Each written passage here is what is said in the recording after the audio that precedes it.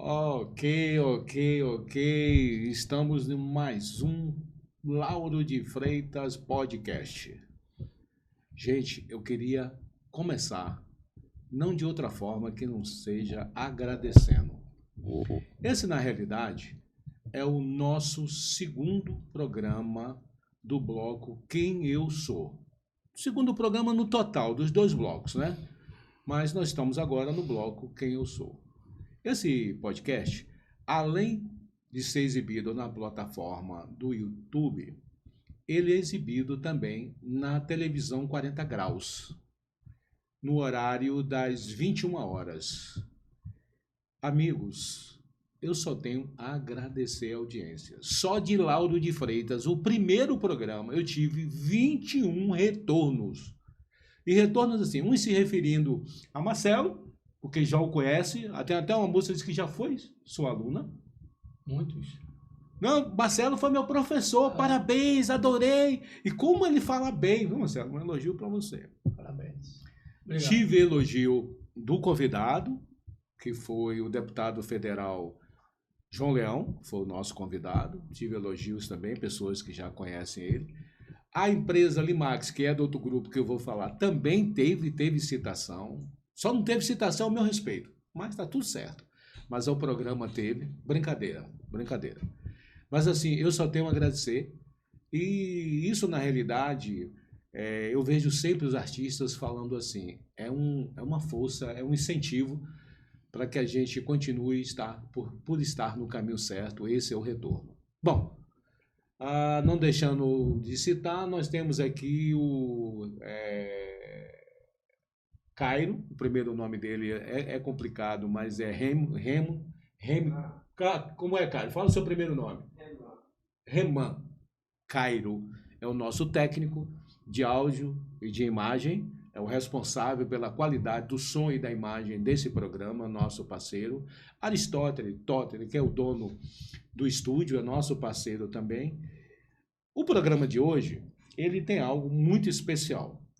O meu parceiro do projeto, né, o apresentador Marcelo Santana, hoje é convidado do programa. E hoje Marcelo participa do bloco Quem Sou Eu?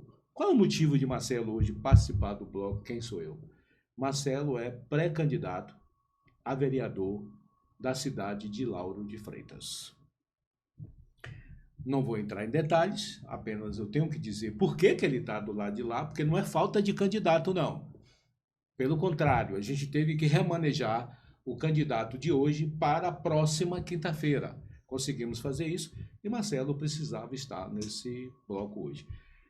É com muita honra, né, para mim, que estou iniciando aqui nessa história, nesse projeto com Marcelo, no segundo programa, está entrevistando Marcelo Santana no bloco Quem Sou Eu, Marcelo Santana. Corta pro homem. Pois é, eu gostaria de parabenizar aí a toda a equipe técnica do Lauro de Freitas Cast, que já é sucesso, já nasceu sucesso. Quero parabenizar também aqui os presentes, né? Daqui a pouco nós vamos passar para o outro lado da bancada para participar do programa de entrevistas, mas parabenizar você também, Feitosa. Você está mais bonito, você está com a beleza oriental. Você tirou o bigode, tirou a sua barba, ficou legal, mas se remoçou, dá um ar assim filosófico, de uma figura contemplativa, com meditação, e isso é muito importante. E eu quero desejar um grande final de tarde e noite para toda a comunidade Lauro de Freitas. E estar aqui hoje desse lado é muita responsabilidade. Com certeza, né? Com certeza. Mas eu diria que eu sou daqui do município de Lauro de Freitas. Eu cheguei aqui, eu me considero filho de Lauro de Freitas, porque eu cheguei aqui com 3 anos, eu não tenho muita lembrança dos meus 3 anos, quando eu morei em Salvador, nasci e tal, mas então a minha lembrança maior é a partir dos 4 anos, sempre aqui em Lauro de Freitas. Então, eu estudei aqui na Escola São Jorge, da saudosa professora Dedé. Então, quem tem a minha idade, quem tem aí seus 55, 60, se lembra Sim. da grande educadora Delcique Público de Castro, que inclusive recebeu o título de cidadã de Lauro de Freitas há muito tempo atrás. E foi a grande, assim, figura que incentivou, porque nós não tínhamos aqui, na verdade, eu estou falando isso de 1970, na Copa do Mundo, o Brasil tricampeão mundial, que nós assistíamos e juntamente com todas as pessoas que moravam na antiga Rua do Fogo. Então, meu tio Walter Laudano era um dos poucos que tinham TV colorida. Então, nessa época, não tinha TV colorida, a maioria era preto e branco. Preto e branco. Colorido era muito mais caro e tal, enfim, ele era um comerciante e a gente assistia lá, todo mundo assistia lá, a Copa do Mundo, Brasil tricampeão.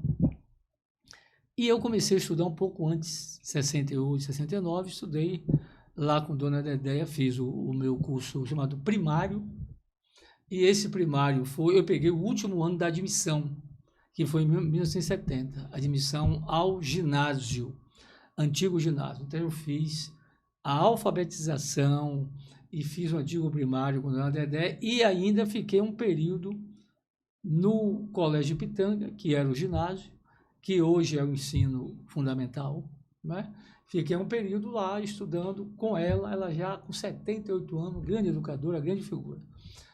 E depois disso, eu fui estudar no Central, Colégio Central, fui fazer o ensino médio lá, e lá eu conheci algumas figuras que hoje fazem sucesso, como o compadre Osto, o irmão dele, Branca de Neve, e outras figuras mais. Central, o grande colégio, Sim. onde você tinha as grandes mobilizações. Sim. De cara, eu entrei logo no Grêmio Estudantil, Movimento Estudantil em Salvador, aí fiz parte do grupo Poetas da Praça, lá na Praça Piedade, né? A gente saía todas as terças e quintas-feiras. Nós saíamos das últimas aulas e íamos ficar lá na Praça da Piedade, recitando, conversando, enfim, o grupo chamado Grupo Poema, Poeta da Praça. E depois disso eu fui trabalhar para os Correios, né? Antes disso eu trabalhava já, trabalhei como office boy, na época que Jairino Souza Filho era engenheiro da Roelba. Eu fazia o café lá, servia o café, eu tinha 16 anos, já trabalhava, 12 anos eu trabalhava. E depois eu fui trabalhar nos Correios, passei uma época lá e fiz letras, fiz filosofia e depois eu fiz direito. Comecei a estudar, né? Eu sempre gostei de estudar e, por ironia do destino, eu vim ser professor em Lauro de Freitas na escola, no Colégio Estadual Bartolomeu de Gusmão, e eu fui o diretor lá em 1990, onde nós conseguimos da grande amiga Nadir Moura, que era a diretora da Direcum C, que coordenava todas as escolas da região metropolitana de Salvador, a reforma da escola. E criamos o primeiro projeto de escola aberta em Lauro de Freitas. Eu vi a necessidade, como diretor da escola na época, de que nós tínhamos que colocar a escola para funcionar. A Escola Bartolomeu fica ali junto à comunidade da Vila Praiana, fim de linha da Mário Pingaus, em frente ao estádio. E aí a escola passou a funcionar sábado e domingo. E foi um sucesso. E nós fazíamos mutirão das cadeiras quebradas. Os pais de alunos, todos participavam desse mutirão. E lá tinha o quê? Esporte, teatro, poesia, revisão de matemática e português. Todos os alunos, fim de semana, tinham revisão, porque nós tínhamos professores excedentes, e aí fizemos um acordo com os professores, e eles passaram a dar aula fim de semana. Então, nós tínhamos, o colégio se movimentava de domingo a domingo. E foi nessa época, realmente, que a gente, com esse trabalho que nós fizemos lá, e eu criei, antes disso, ajudei a criar, fui o primeiro presidente da ASPROF, eu tinha um envolvimento muito grande com a educação e trabalhávamos paralelamente a questão da escola. Eu também era dirigente sindical, um pouco antes de assumir a escola. Quando eu assumi a direção, eu me afastei porque no estatuto estava previsto que diretor de escola não poderia ser presidente de sindicato, e claro, é uma coisa lógica. E nós vivenciamos grandes momentos das prof aqui em Lauro de Freitas e apresentamos vários projetos, inclusive para a Lei de Diretrizes e Bases da Educação. Naquela época, era prefeito aqui João Leão, naquele momento. E aí, naquela efervescência política, um pouco antes, em 1986, eu era adolescente, criamos o grupo Giscliff, com Bira e muita gente, Valdeci, Iara, muitos amigos, Wellington, Leto, muitos. E criamos o grupo de integração de Lauro de Freitas. E a gente já discutia naquela época, eu tinha 17, 18 anos, já discutíamos a quebra da área de segurança nacional. Porque até então, Lauro de Freitas não tinha eleições para prefeito. Tinha eleição para vereador, para prefeito não, porque era a área de segurança nacional. E juntamente com vários vereadores na época, Edson Neves, Franquinho, Alfredo Agostinho de Deus e tantos outros, a gente já fazia esse movimento.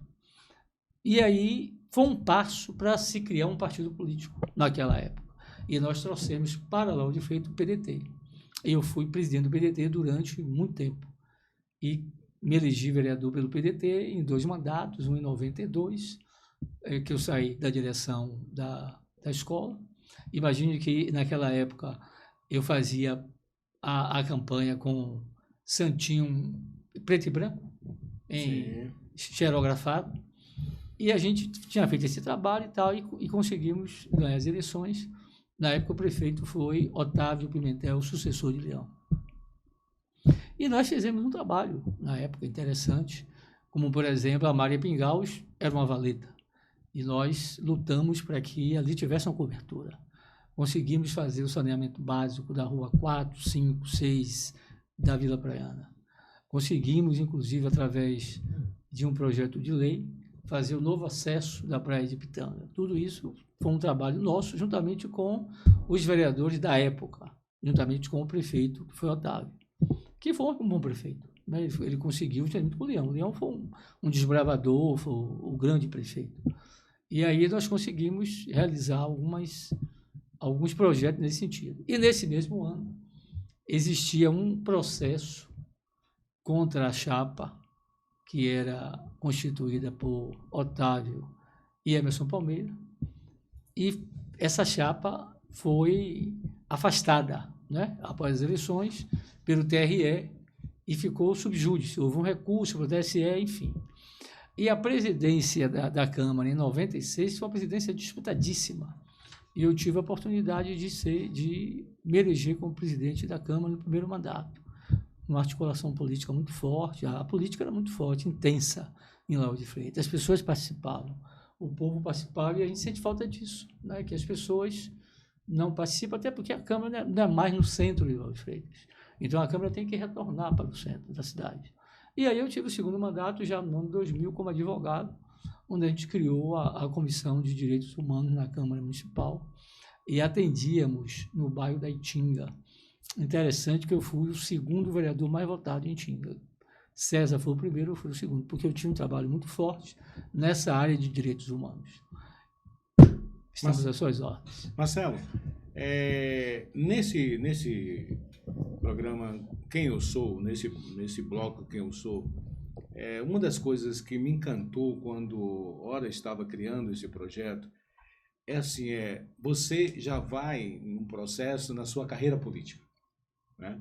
O que a gente vê hoje em dia é políticos que nascem do nada. De repente você pega um santinho, entra no Instagram, alguém é candidato a vereador, alguém é candidato a prefeito, alguém é candidato a senador, e eu não sei quem é aquele cidadão, não sei a que classe social ele pertence e se ele me representa.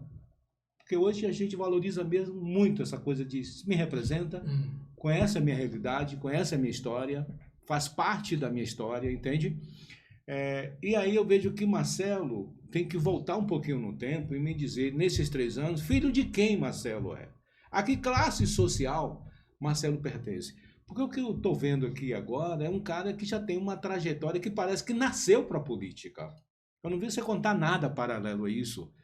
se você um dia foi pintor, um dia foi eletricista, ou trabalhou em energia solar. Você não falou absolutamente nada. Você foi direto de 3 anos à sua professora ao mundo do poder político. Mas de onde vem Marcelo? E por que esse objetivo de ser um homem público, depois dizer quem é Marcelo, de onde vem Marcelo, quem foi seus pais, Marcelo? Eu acho isso extremamente importante, Marcelo, para saber até se você me representa, se é a minha realidade, né? E ponto. Eu quero saber, eu estou curioso, por que você saiu do zero para o mundo da política. Claro que você é advogado, está aí no meio do seu tempo de bacharel, de estudar direito, etc. Mas me conta, quem é Marcelo antes dos 3 anos de idade? Minha mãe era Nilza Laudano Guimarães, minha avó era siciliana, chegou no Brasil na primeira leva dos imigrantes, 1890, enfim. E meu pai, José Santana, meu pai foi tropeiro. Meu pai, aos 12 anos, saiu do interior, foi trabalhar na calçada, naqueles armazéns, e recebia um convite para ser auxiliar de tropeiro. Tropeiro era aquele cidadão que tinha mulas, né? E que levava mercadoria pelo interior afora, porque você não tinha estradas. Era o transportador. Transportador. Foi um grande desbravador, um bandeirante, né, vamos dizer. E ele teve uma relação muito forte com Mamed Paz Mendonça. Porque Mamed, naquela época, em Sergipe, ele tinha uns secos e molhados. E meu pai levava o material. Pente, brilhantina, carne seca, bacalhau, tudo nas mulas. E deixava com Mamed, voltava, e depois de 60 dias retornava, aí recebia o dinheiro, voltava com mais material, enfim. E fazia de Salvador transação. para Sergipe, para Arapiraca, né? Enfim, Pernambuco, a região por Juazeiro, né? Pelo sertão da Bahia. Foi um trabalho fantástico. Imagine, naquela época, você atravessar, sair de Salvador e chegar em Sergipe, você levava um mês. Com onças, com indígenas. E assim era, né? Tudo, né, Marcelo? Gado era transportado assim também, de um estado para outro e tal. Sim. Levava meses. Desenvolvimento. Né? O homem sempre buscando o desenvolvimento e o empreendedorismo, eram empreendedores. E eu comecei a trabalhar com 11 anos em oficina de carro aqui em Lauro de Freitas. Seus pais eram baianos? Baianos. Meu pai era de Campo Formoso e minha mãe era de Pojuca. Então eu comecei a trabalhar em oficina de carros. Quando eu cheguei, com 12, 13 anos, eu já sabia desmontar um motor de Fusca, que é o mesmo de Brasília e de Kombi, naquela época. E aí depois eu fui trabalhar na grande fábrica de vassoura da Avenida Fortaleza, do senhor Walter, que não era meu tio, mas era um cearense que criou vários empregos lá. Então você pertencia a uma família pobre? Sim. Pobre? Sim. Muita luta. Com dificuldade. Trabalhava lá na fábrica de vassoura. Seus pais eram negros, casal? Meu pai negro, a minha mãe branca, neta de italianos, sicilianos. Sim. Então... Mas Salvador, Lauro de Freitas você chegou com 3 anos, mas qual a origem? Meu pai morava na calçada, minha mãe morava lá também. Minha mãe saiu do interior, foi para Salvador, fazer o curso de corte e costura, né? Sim. Minha mãe foi uma pessoa que só estudou o antigo primário, meu pai também, lia muito. Sim. Meu pai era boêmio, tocava violão, era vendedor. Quantos irmãos você tinha, Marcelo? 2. Você... Por mãe e pai. Parte de pai eu tive 12 irmãos, muitos irmãos. Porque ele era caixeiro viajante. Papai era um produtor. Era caixeiro viajante, foi tropeiro e tal, entendeu? Papai era produtor. Fez muito filho por aí. Então, eu comecei a trabalhar cedo, muito cedo. Eu defendo, claro, que você não tinha o ECA, né? Que nós temos o ECA hoje, que é o Estatuto da Criança e do Adolescente, que proíbe o trabalho. Né? A criança não pode trabalhar e o adolescente. Que é controverso isso, né? Então, todos os adolescentes na minha época e todas as crianças da minha época trabalhavam. Porque tinha que trabalhar. Por necessidade, inclusive. Sim. E aí, eu depois saí daqui uma época, fui morar em Salvador, fui estudar ensino médio, porque não dava para ficar indo e voltando. Morei com minha tia num bairro chamado Pau da Lima. Né? E lá eu conheci um amigo, tive um amigo chamado Lino, e a gente jogava lá no Infanto do Ipiranga. E esse cara, ele conseguiu ir para o Flamengo. Ele jogou no Júnior do Ipiranga, foi revelado, Lino, não sei onde está hoje, mas onde ele estivesse, ele vê a gente, um abraço, força total, irmão. E foi um grande craque. Saúde e paz. Pois é, então nós tivemos essas fases da vida. Meu pai depois se tornou corretor de imóveis em Lauro de Freitas. Mas aí já é outra história. Mas, Marcelo, então, pelo que eu estou entendendo, entrar na política foi muito em função da sua realidade familiar, de onde você veio. Você viu que você tinha a possibilidade de mudar essa realidade, de contribuir para mudar essa realidade. Eu posso entender por esse caminho que você entrou na política com missão de mudar a sua realidade e a realidade da sua classe social e da população, Sim. de modo geral, né? Sim. Porque eu acredito muito nisso, no político que tem essa pegada, a pegada de fazer diferente e de fazer a diferença.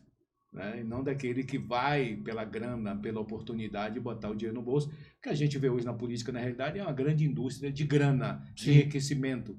Que eu não quero entrar em detalhes se é lícito ou se não é lícito, mas enriquecimento. Você vê um cara pobre hoje, entra para o sistema político, amanhã ele está passeando de Jaguar, BMW, jatinho, enfim, resort, final de semana e tal. De onde sai essa grana, ninguém sabe. Né? Mas eu vejo que a sua história é diferente, né?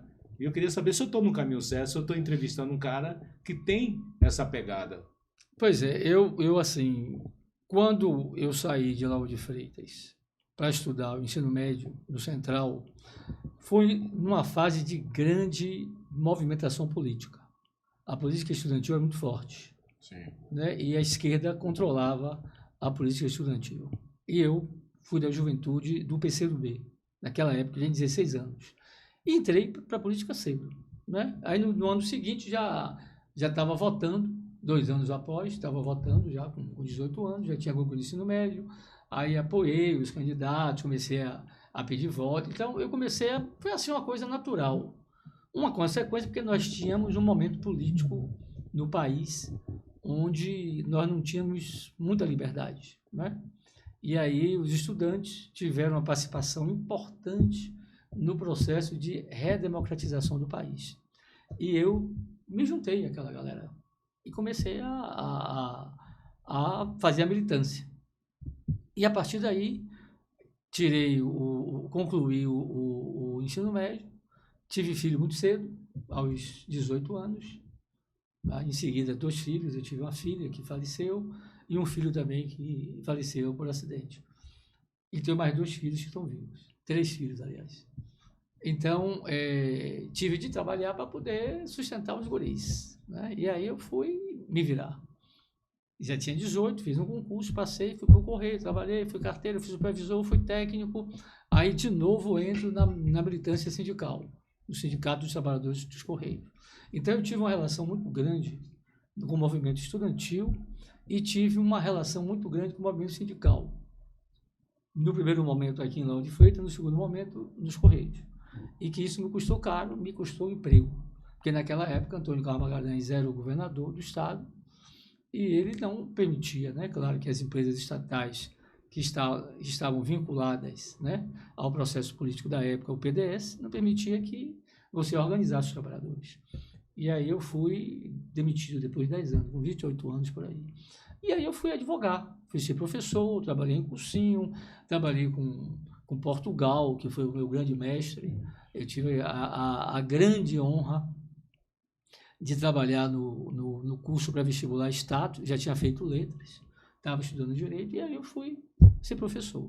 Depois eu fui trabalhar, fiz um concurso em Camaçari, fui trabalhar na época que Caetano foi prefeito, e fiz um concurso paralelamente ao Estado. Aí era professor de Camaçari, professor de Estado, estudava direito e tal.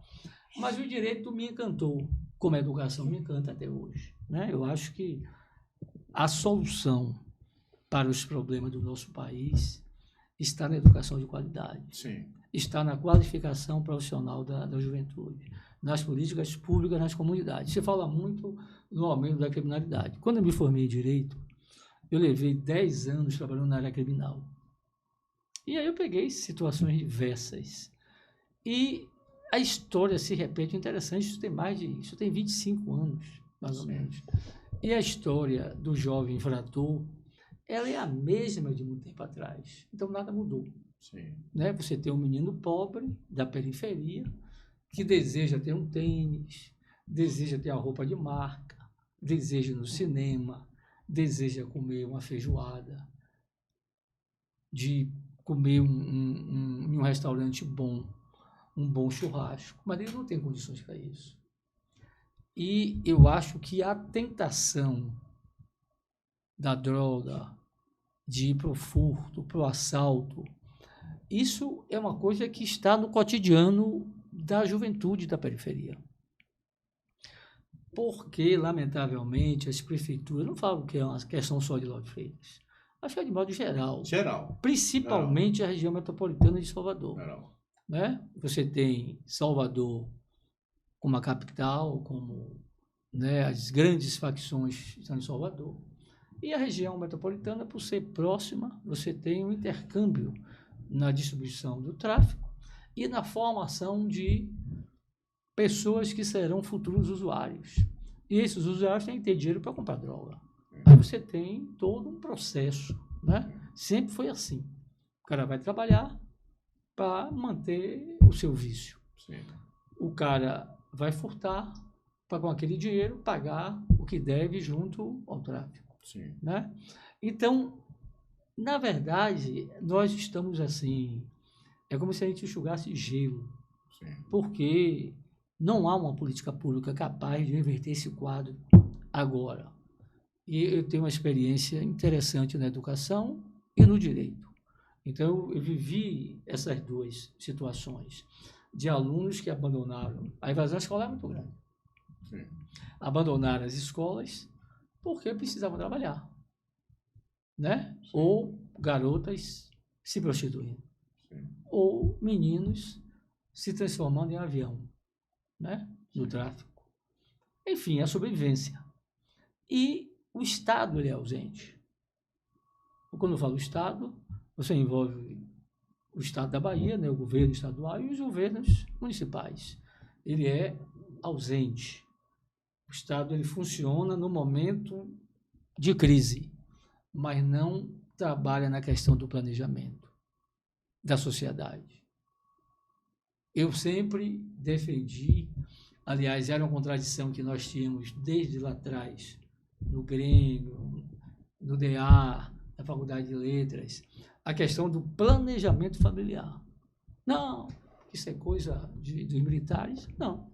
Eu acho que uma sociedade ela tem que ser organizada. Tem que ser organizada. Se a China não fizesse um planejamento familiar até drástico, né? Sim. Não seria a China hoje, né? Sim. E nós não temos emprego para todos.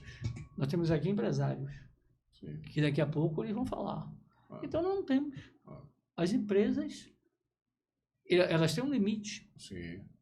E nós estamos enfrentando uma dificuldade muito grande com relação ao empreendedorismo, né? Hoje eu acho assim que o cara que vai se envolver, vai criar uma empresa, vai entrar no mercado, é uma batalha, é uma guerra muito grande, né? E aí, por outro lado, vem a questão da qualificação. Porque o empresário, ele quer ver o seu trabalhador pronto. Sim. Ele não vai ter o tempo de qualificar, ele pode treinar para algumas tarefas mais simples, mas se você vai trabalhar numa empresa que exija uma mão de obra qualificada, o cara tem que chegar pronto. E sem falar, Marcelo, que nós estamos vivendo um momento onde a tecnologia ela leva a uma mudança do cenário de empregos, né? Então, mão de obras que era extremamente necessária há 2 décadas atrás, hoje elas já são obsoletas, hoje elas já não existem mais. Então, essa questão da qualificação, ela é cada vez mais necessária, Sim. sobretudo em cima das mudanças que nós, daqui para frente, ela só faz crescer, crescer, Sim. crescer. Em breve, você não tem nem motorista de táxi, está previsto isso, de Uber. Você vai chamar um Uber, daqui a pouco chega um carro na sua porta, você entra e o carro vai embora. Então, é menos o emprego. Então, a tendência não é a falta de emprego, mas sim a qualificação para o remanejamento desse profissional. Ou seja, amplia cada vez mais a escassez e ao caminho que você ia, que é do que não tem acesso à educação, não tem acesso à formação, cada vez maior. Ele é cada vez menos necessário no mercado, a menos que ele esteja devidamente preparado, qualificado para o mercado atual. Sim. Só complementando a sua colocação que eu acho extremamente importante, que é uma coisa que eu me preocupo muito, sobretudo até com a minha família, com meus filhos, graças a Deus que eles estão na crista da onda do momento, qualificado para. Sim. Então a gente vê que isso é uma política que o governo tem que adotar, né? Você coloca que o governo é ausente. Eu também concordo com você, extremamente ausente, mas pode mudar isso. A médio prazo começa a enxergar a fumaça, começa. A longo prazo você começa a mudar essa realidade. Se o governo, em todas as instâncias, sobretudo se eles se unirem, federal, estadual, municipal, numa política quase que única, mas com um único objetivo, de melhorar a qualidade da população, sobretudo investir na educação, que vai estar investindo também na segurança pública, vai estar investindo em todos, em um povo melhor, com mais segurança, menos problema. Desculpa uma entrevistada aqui a você, eu me emocionei, porque é algo também que me preocupa. Ótima a sua abordagem, ótimo. Que me preocupa. É isso aí, a realidade. Assim, eu acho que as escolas do ensino médio, quando eu fui diretor do Bartolomeu de Guzmão, nós tínhamos lá cursos técnicos. Foi a febre dos cursos técnicos. Né? Em todas as escolas de Salvador e da região metropolitana, nós tínhamos cursos técnicos. Certo. Contabilidade, de administração, vários cursos. Mas aí você começou a formar muita gente na área de contabilidade, técnico em contabilidade.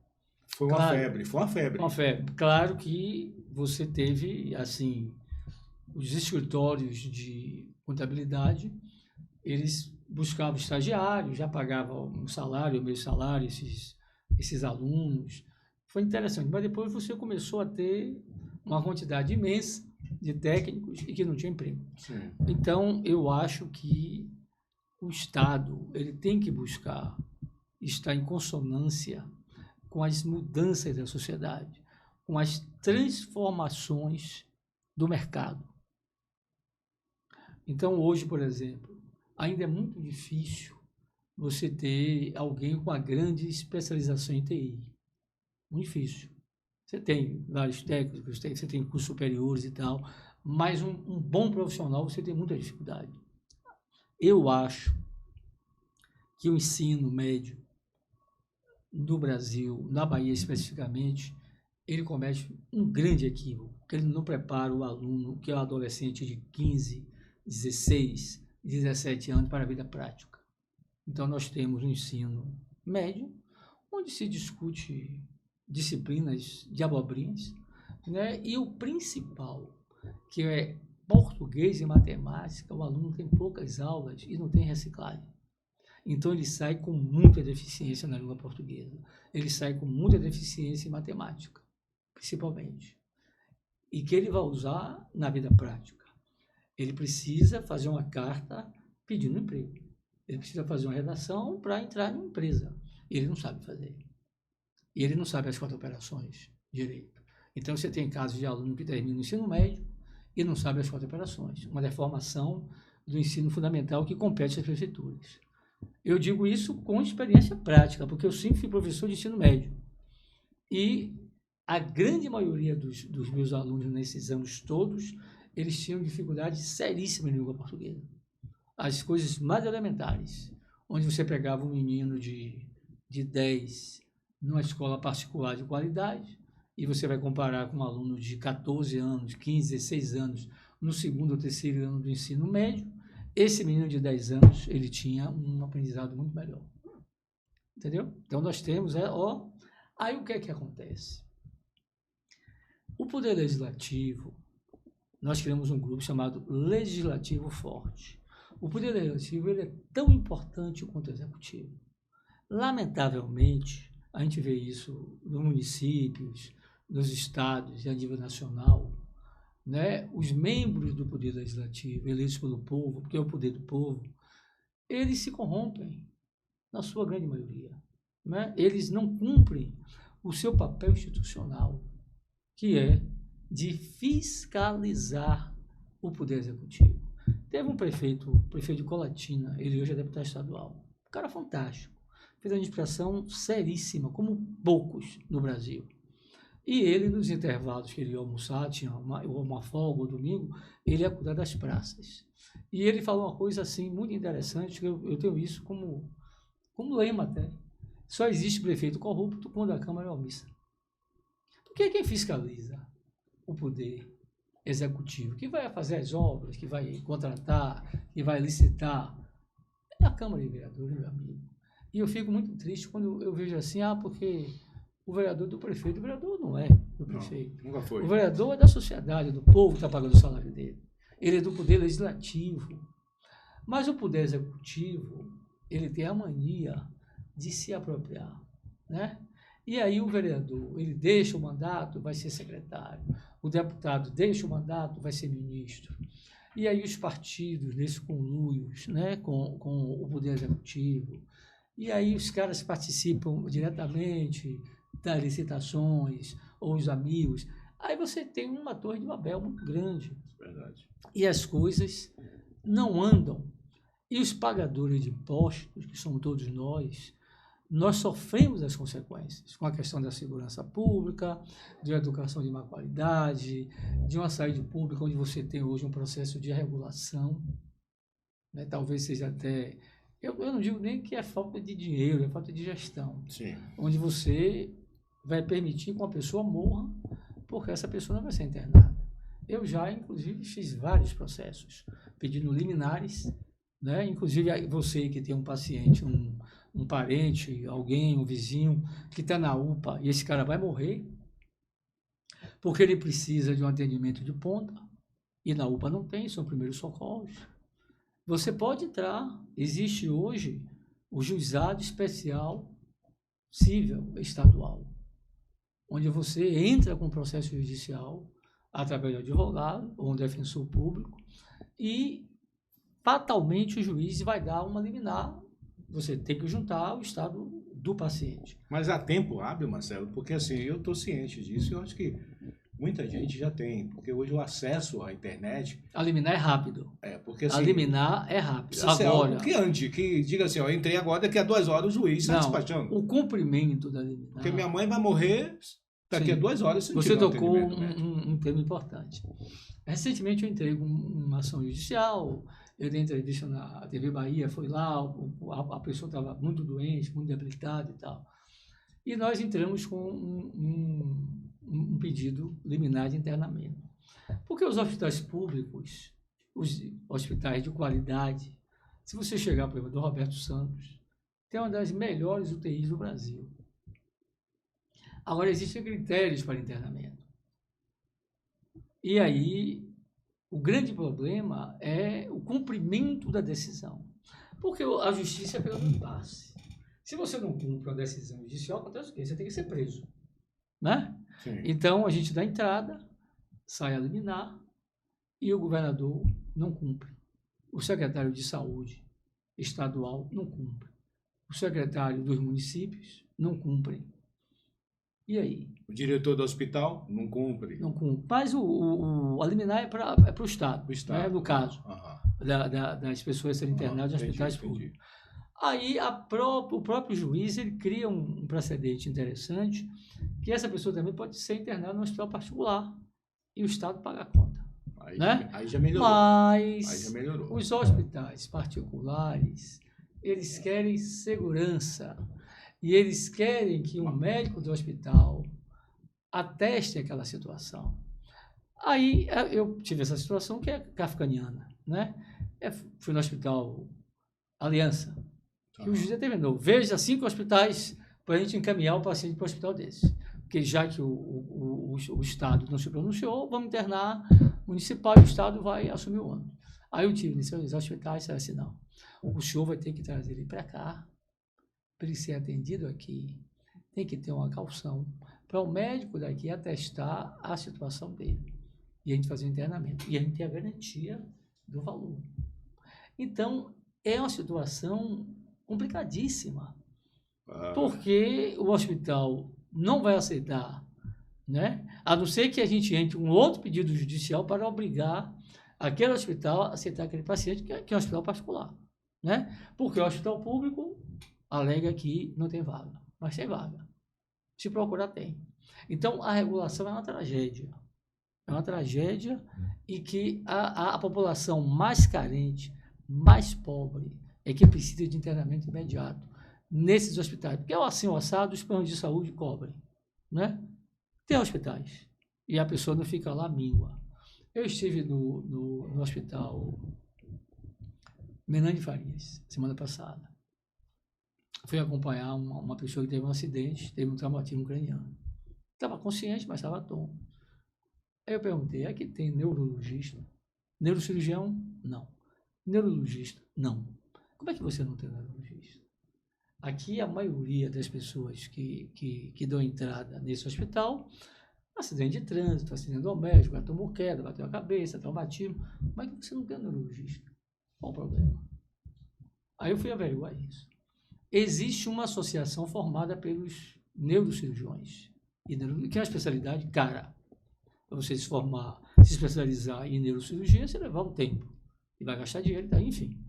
Eles criaram uma entidade, uma instituição, e são salários diferenciados.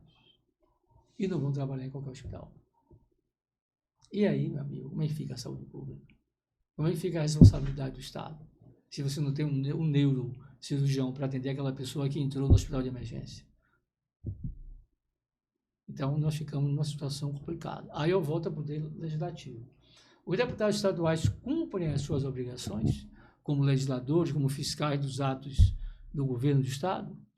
Os vereadores cumprem as suas obrigações com relação à atuação do município, na saúde, na educação, no pronto atendimento médico.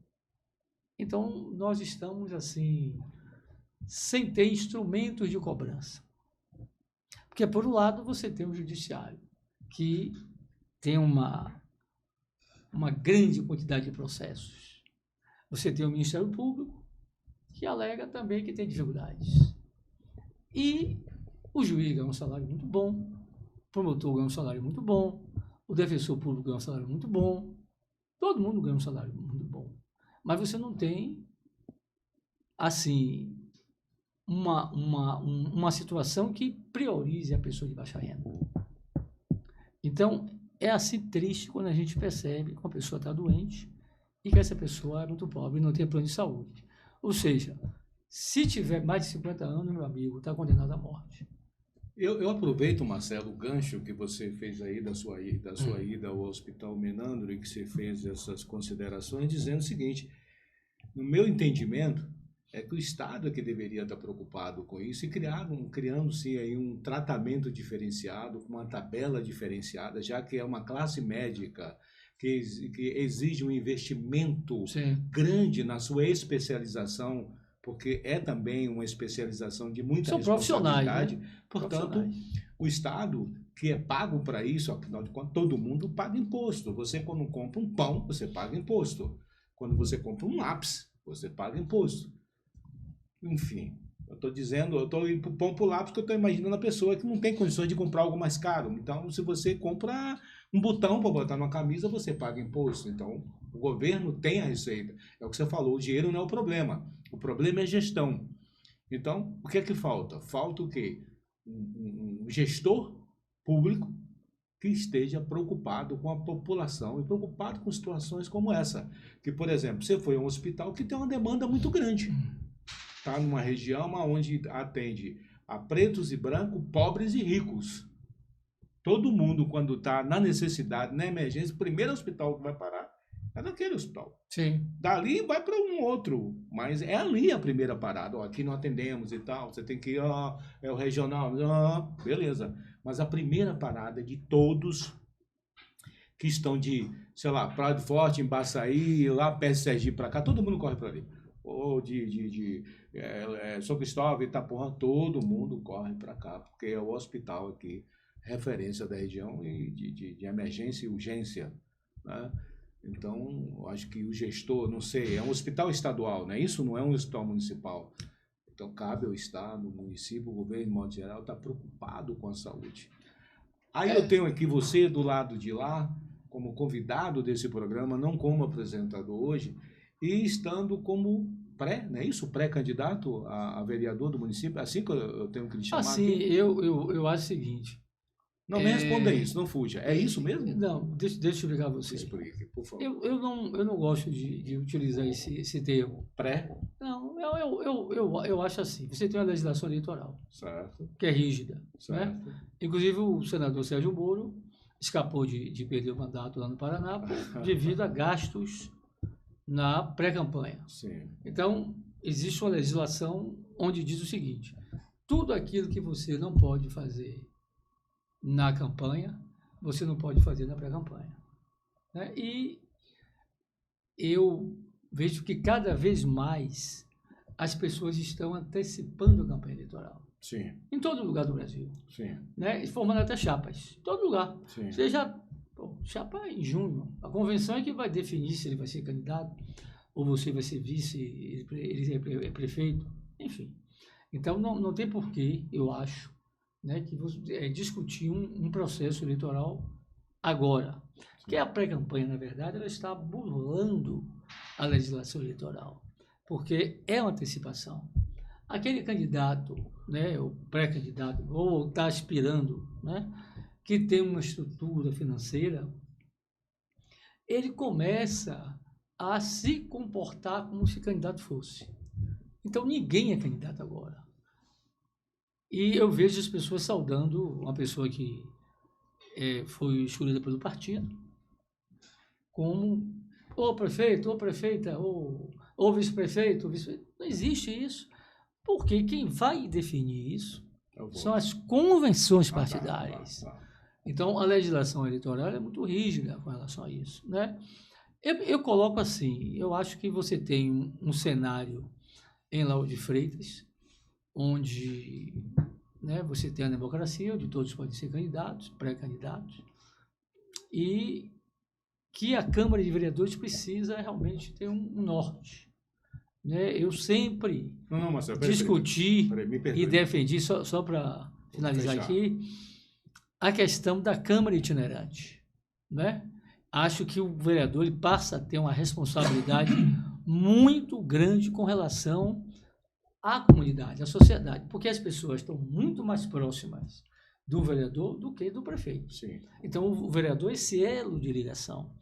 E, às vezes, por distorções no processo eleitoral, que a gente vai falar um pouco sobre isso, você consegue levar para o Poder Legislativo pessoas que não têm comprometimento com a sociedade e que não deveriam estar ali.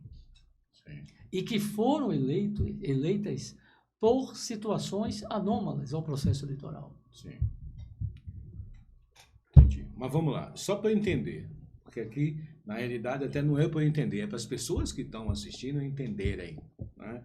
Se eu me filio a um partido, se eu quero ser candidato, sei lá, prefeito, a governador, a presidente da República, o que for, independente, né? Eu quero me colocar candidato, procuro um partido e me filio a esse partido.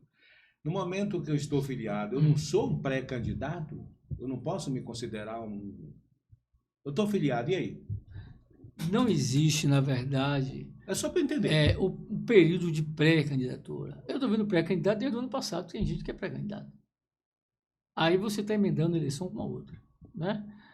Então, eu não concordo muito com esse termo de pré-candidato. Você pode ter até a sua aspiração de ser candidato. Você vai fazer o seu trabalho. Mas a legislação criou esse termo, pré-candidato a prefeito, pré-candidato a presidente. Você já tem pré-candidato a presidente, mestre.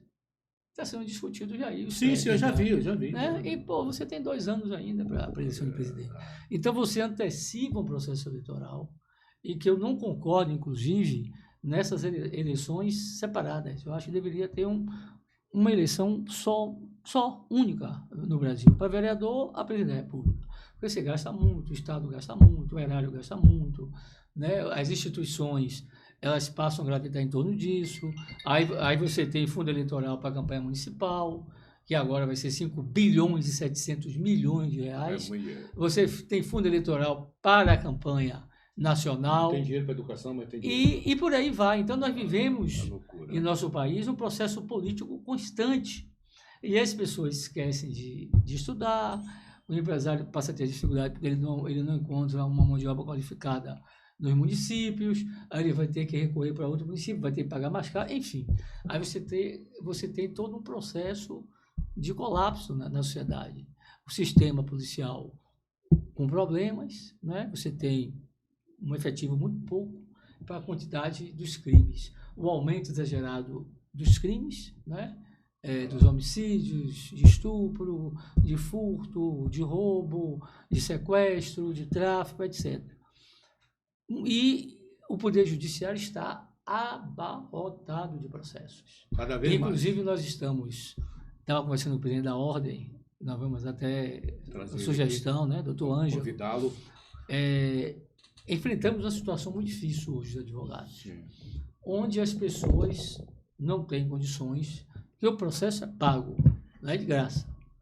Você tem a chamada gratuidade da justiça, que está previsto no Código de Processo Civil. Mas nem todas as pessoas são contempladas com a gratuidade. Sim. E aí, lamentavelmente, hoje aqui em Lauro de Freitas, todo processo que você entra, e você comprova até que o cara está desempregado, automaticamente o juiz despacha dizendo que ele tem que pagar as custas, senão o processo para.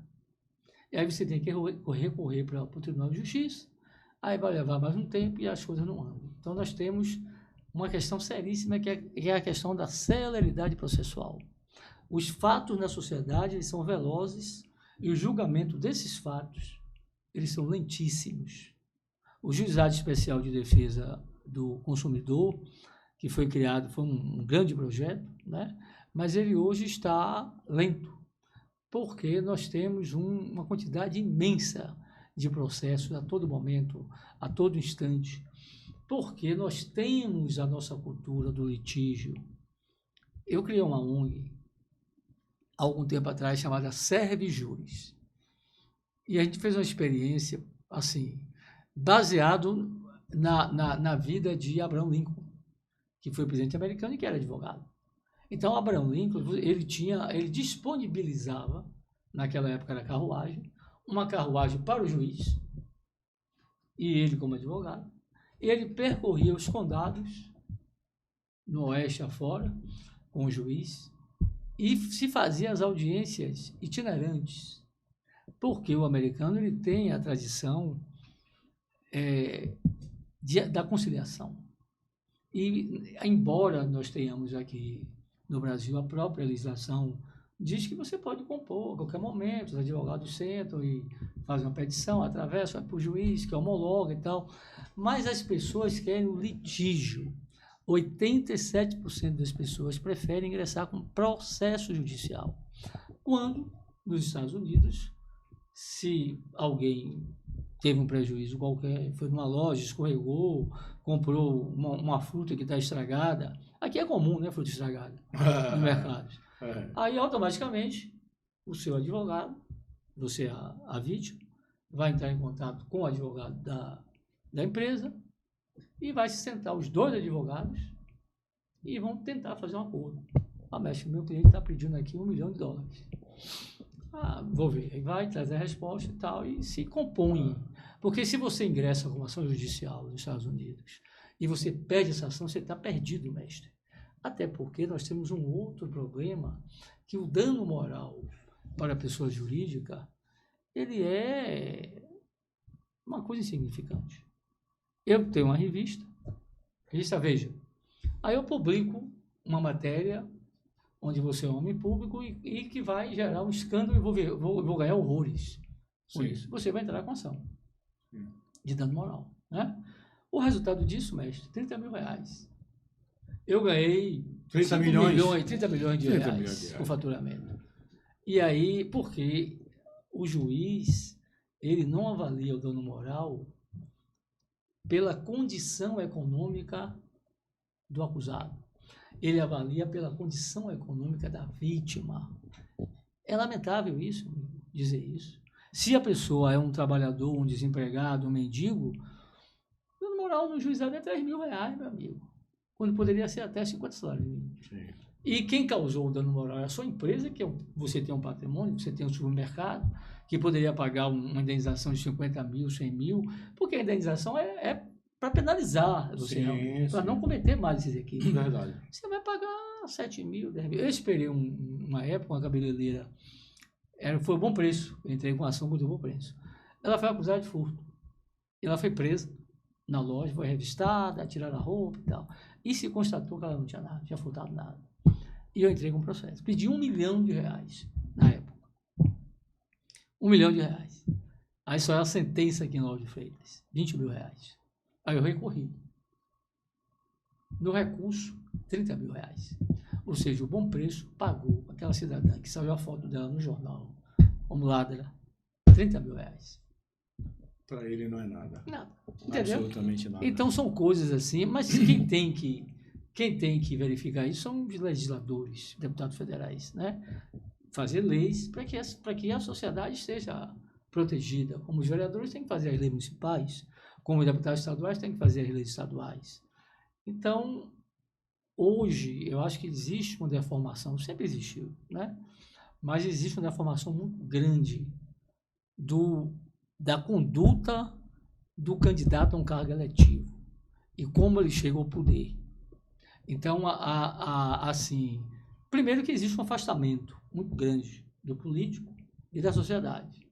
O político ele fica próximo à sociedade nos processos eleitorais. E, às vezes, nem na pré-campanha. Ele chega na campanha propriamente dita. E, às vezes, ele chega faltando 10 dias para as eleições. E aí vai. O cara ganha a eleição, né? O mandato é dele. O mandato nem é do partido e nem é da sociedade. E a gente fica nessa situação que não se resolve, né? Porque o vereador, o deputado, ele começa a legislar em proveito próprio. E isso é um risco para o país. Marcelo Isso Santana. É um desânimo para a classe empreendedora, Marcelo para o empresariado. Santana. Ok, temos 48 minutos Já? de restante de programa. Você já está falando há quase 1 hora, amigo. É mesmo? Parabéns. Há quase 1 hora. Tem muita coisa aqui. Marcelo, quando esse bloco foi criado, ele foi criado exatamente com esse propósito. Você estava falando aí no finalzinho da sua fala, e quando eu estava na criação, eu sou uma pessoa que eu trabalho muito com as informações do dia a dia, de onde ela vem, não interessa se é de dentro da minha casa, se é de fora da minha casa, se é do meu trabalho, eu absorvo e em cima disso eu construo. E que eu percebi claramente aqui em Lauro de Freitas, que é uma cidade onde tem muita gente de fora, inclusive eu já morei aqui antes, por um período curto, e estou de volta a Lauro de Freitas, tem 2 anos e pouco, eu estou de volta. E não conheço quase que ninguém do poder legislativo nem executivo do município de Lauro de Freitas. Você não se interessa, Feitosa? Não tem só que me interessar, essas pessoas têm que estar acessíveis, têm que estar visíveis, elas precisam acontecer, elas precisam estar na mídia, com projetos, com soluções, enfim, eu preciso saber quem são essas pessoas. Então, a ideia desse bloco foi exatamente para que os pré-candidatos que você não concorda muito, e eu tenho que respeitar, porque sou ignorante nesse assunto, tá? Completamente, por sinal, estou aprendendo aqui agora com você, né? Mas, para que, me perdi um pouco, falando de você, mas assim, a ideia é que não só, assim, perdoe, me reencontrei. E aí eu ficava vendo assim, vai votar em quem? Não sei, eu mudei para cá tem pouco tempo, estou morando aqui no Mirage, não conheço ninguém, na realidade estou trabalhando ainda em Salvador, não vou transferir meu voto não. Então eu fiquei vendo que não era uma pessoa só, eram várias e várias pessoas que diziam isso. Na minha própria casa dizia, não, tá em Salvador, transferir título, não sei o quê, tá.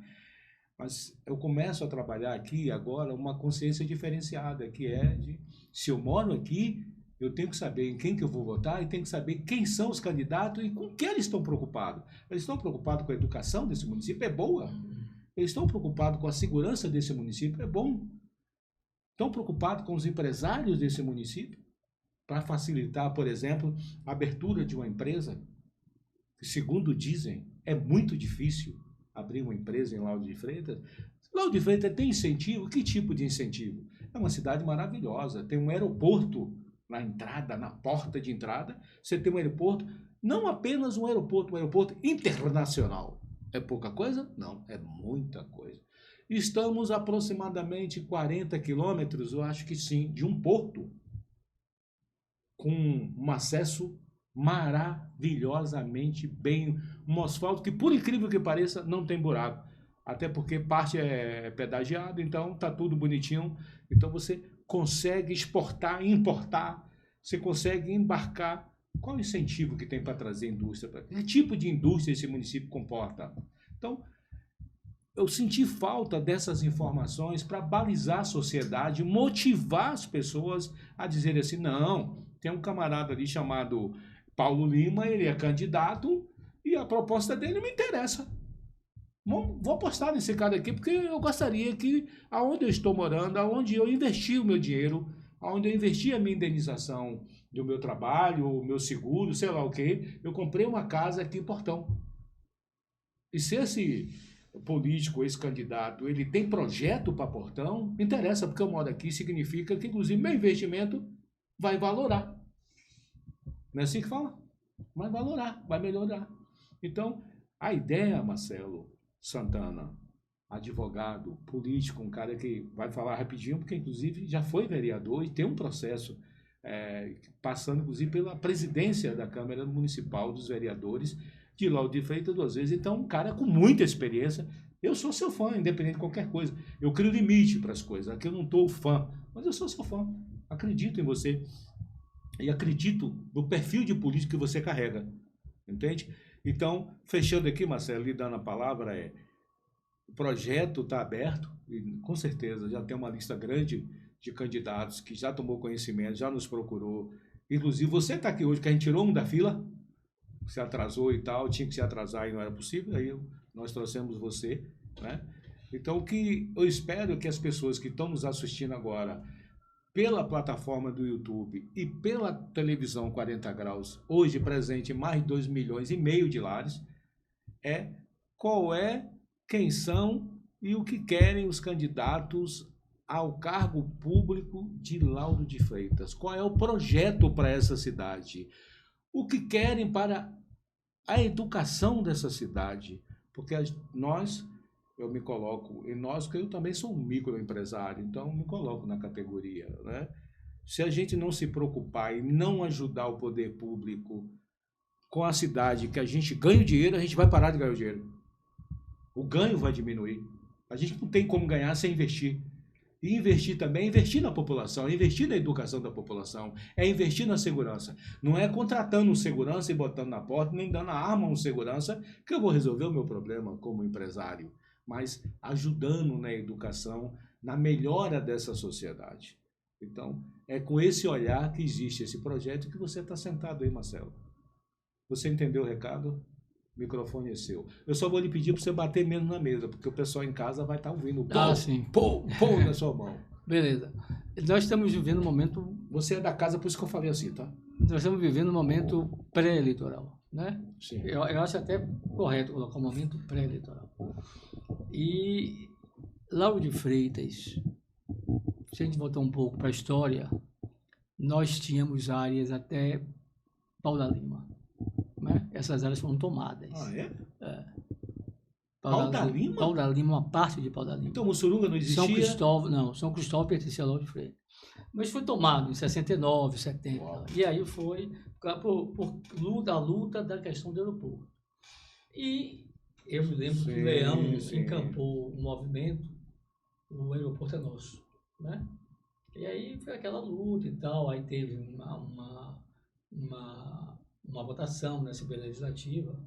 Só que esse projeto de lei para normatizar o limite territorial de Freitas se encontra na Assembleia Legislativa, na Comissão Territorial. E que não há interesse, né? Nem de Salvador, nem dos políticos locais, de mexer nisso. Pronto, a questão.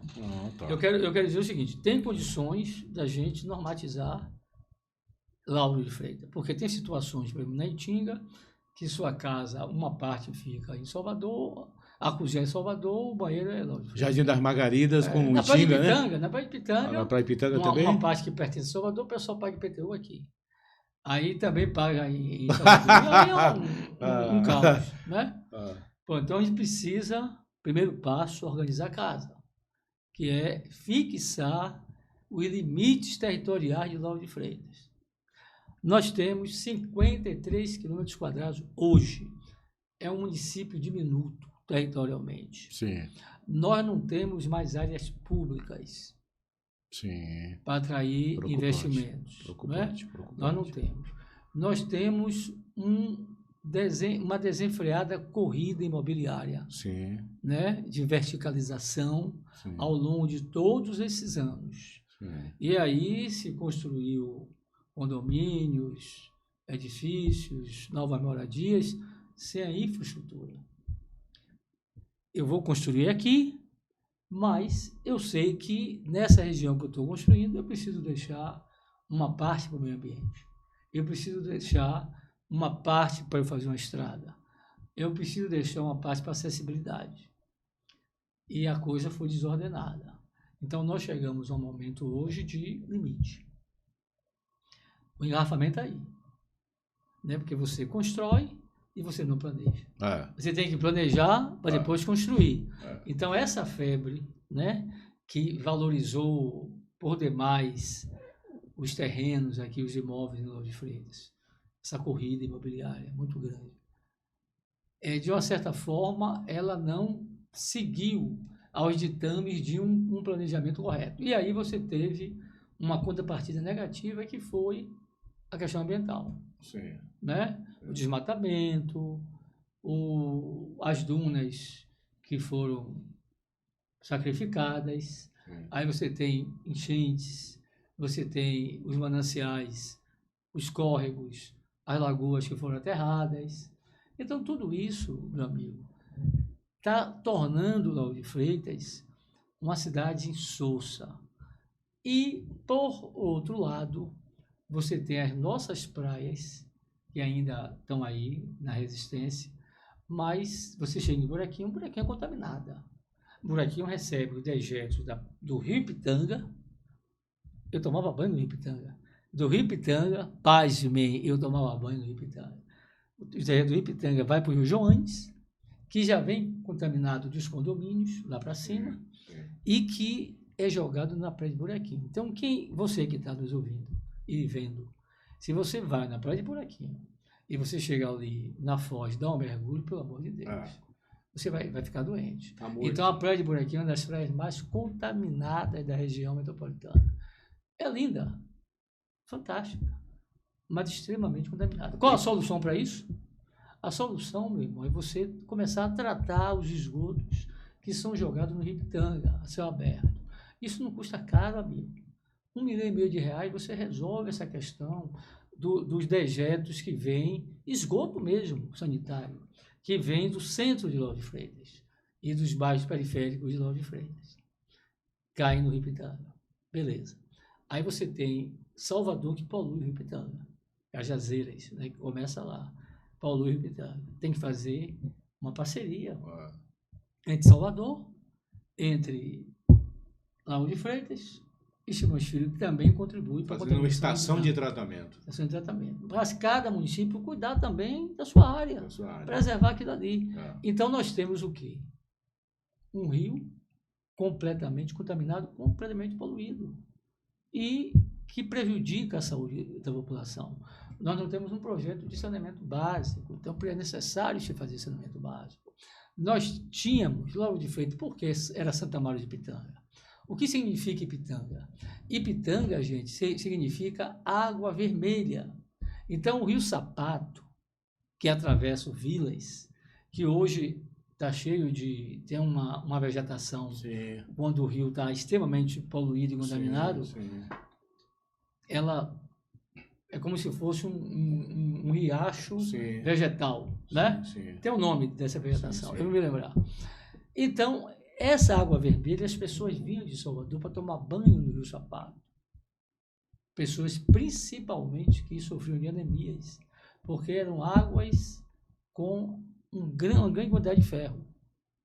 Aí você tem um lençol freático. Lauro de Freitas tem um manancial aquífero fantástico, e o lençol freático nosso está contaminado, devido ao quê? Às fossas sépticas. todo mundo tem fossa. Fossa, sem nenhum cuidado, contamina o lençol freático. E isso é irreversível, praticamente, né? Porque você contaminou todo esse quadro de águas subterrâneas do nosso município. Aí a gente vai ter que parar de olhar um pouco no retrovisor e olhar o futuro, né? O futuro é sombrio em Lauro de Freitas, porque você tem gente que chega a todo momento. E as pessoas vão reclamar posteriormente do trânsito. A Estrada do Coco, quando ela foi idealizada, ela foi construída, ali não teve recuo, meu amigo. Ali tem empresas que estão na porta da estrada. Na porta da estrada. Né? Não houve o recuo necessário. Vai se indenizar aquelas pessoas? O poder público tem dinheiro para isso? Para você duplicar? Não. E qual é a solução? Por cima, aérea, qual o custo disso? Porque o nosso trânsito ele está em colapso, em todas as vias, principalmente na do Estarquinho, na Estrada do Coco, no centro de Lauro de Freitas, no Largo do Caranguejo, em Portão, nas principais artérias da cidade. E isso é um desafio muito grande, é um desafio de planejamento. A questão, por exemplo, nós temos aqui várias entidades de pessoas com deficiência, PCDs. Sim. E o município não está preparado para essa população. Nós temos muita gente aqui que transita, que trabalha, que tem algum tipo de... Você, por exemplo, sabe essa realidade, né? Conheço de perto. Então, como é que nós vamos preparar essa cidade para essas pessoas que têm direitos e garantias da lei e que precisam ser cuidadas? Nós precisamos transformar Lauro de Freitas na cidade acolhedora. Sim. De um lado, você tem questões sociais gravíssimas, desemprego, do outro lado você tem um empresário que quer vir para cá porque aqui é porta de entrada do litoral norte, mas do outro lado tem a desqualificação profissional, você tem a lentidão para se abrir uma empresa, né, que eu acho que a empresa deveria ser aberta em 48 horas, porque é receita para o município, vai gerar emprego, você não tem uma política voltada para contactar o empresário local para que empregue as pessoas daqui. Nós fizemos um projeto há algum tempo atrás chamado Dê Emprego a Quem Mora em Lauro de Freitas, onde você teria o seu imposto reduzido e você provar ao município, à gestão, à administração, que os seus trabalhadores moram na cidade. Quando você sai daqui no horário de 5 horas, 6 horas, você vai para a Estrada do Coco, uma quantidade imensa de pessoas estão indo para os seus bairros em Salvador. Essas pessoas trabalham aqui.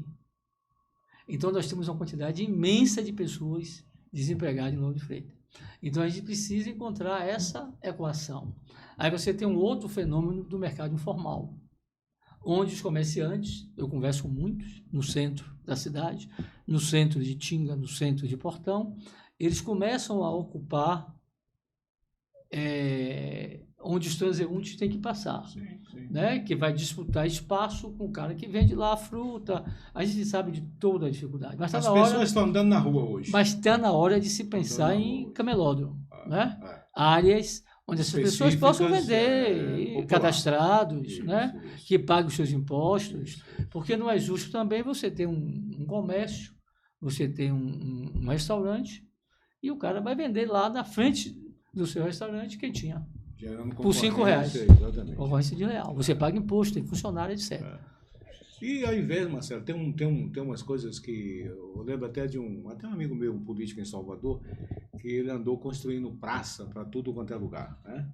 Construir praça e não dar manutenção, melhor não construir. Outra coisa, construir praça cheio de calçada de cimento, não tem um equipamento para que a sociedade, o entorno faça uso, é outro erro. E assim, a gente está falando aqui em centro de vendas popular, a gente pode pensar que praças poderiam ser feitas para isso. Né? Tem uma feira, São Paulo, Rio tem muito isso, São Paulo também, uma feira, eu já morei numa rua em São Paulo, em Copacabana, chamada Domingos Ferreira.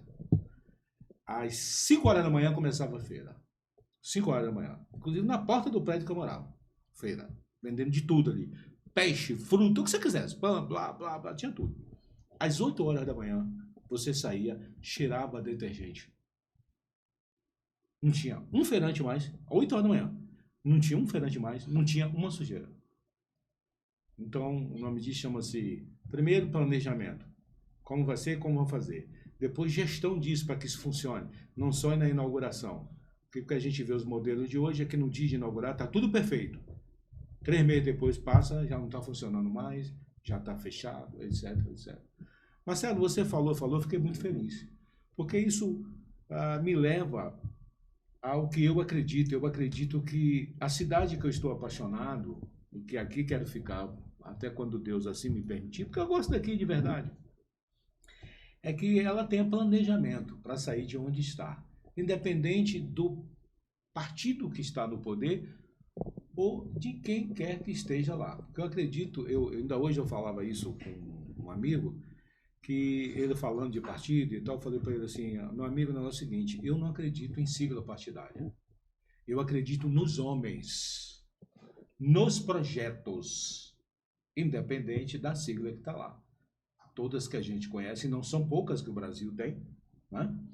Mas assim, quem é que está lá? Porque eu vejo, e recentemente eu vi isso de perto, que na hora de fechar o coeficiente, vambora. Quem é esse cara? Tem currículo? O que é que ele faz? Qual é o conhecimento dele? O que é que ele pode agregar a essa cidade? Essa pergunta não é feita. E aí esse cara vai para um partido. Aí esse cara não traz resultado. Quem é a culpa? É do partido? Não. É do eleitor que na hora de votar não procurou conhecer melhor em quem está depositando o seu voto. Esse bloco tem esse objetivo e a gente vai crescer muito nesse sentido. Para quem? Por que eu vou votar em fulano de tal? Por que eu vou votar em Feitosa? Ah, não, Feitosa ele defende isso. E mais, a gente precisa saber também ferramentas para que promessas de campanha precisam ser cumpridas na prática. Porque a gente vê neguinho prometendo avião movido a água e a vento, que já aproveita que ele está no ar, já não consome nada, já está com combustível na porta, e depois esse avião não aparece. Ele é movido a querosene. E querosene custa caro. Então, isso não vira uma verdade. Então, é isso, Marcelo. Eu fiquei muito feliz em te ouvir, quero continuar a te ouvir, porque você ainda tem 26 minutos aqui, 1 minuto para a gente fazer as considerações. Está passando rápido. Não está passando, não. A gente está num papo bacana. Eu acho que está precisando disso.